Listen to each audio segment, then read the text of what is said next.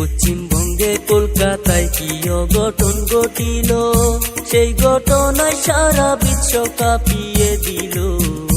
হাইরে পাষাণ মানুষ বুঝি আজও আছে এই দুনিয়ায়। ভূমিকার ঘটনা শুনলে কলজা পাইটা যায়।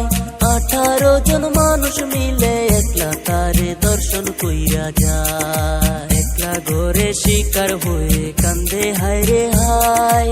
চিৎকার করে কান্না করলেও কান্না শোনার মতো কেহ নাই।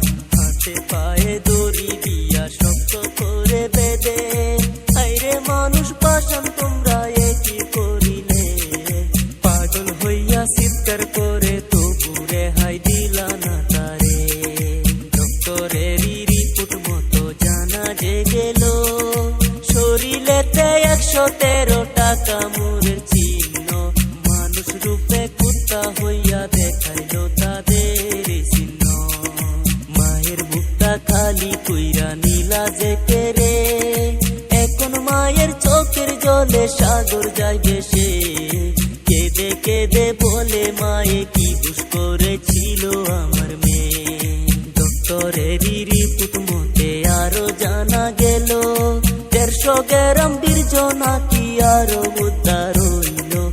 আরো কি কি জানার বাকি আসেন সবাই মিলা একটু শুনি। গরিব ঘরের মেয়ে ছিল, বাবাই করতো দর্জি। অনেক কষ্ট করে তারে লেখাপড়া করাইছে। মায়ের মনে আশা ছিল আমার মেয়ে করবে ডাক্তারি। এমন কইরা কাইরা নিলে জালিম তুমি প্রাণ। চোখ খুলিয়া দেখো জালিম তুমি মায়ের সন্তান। আরো যদি সবাই মিলা করো একটু মা জাতির সম্মান। দুনিয়াতে আইছি সবাই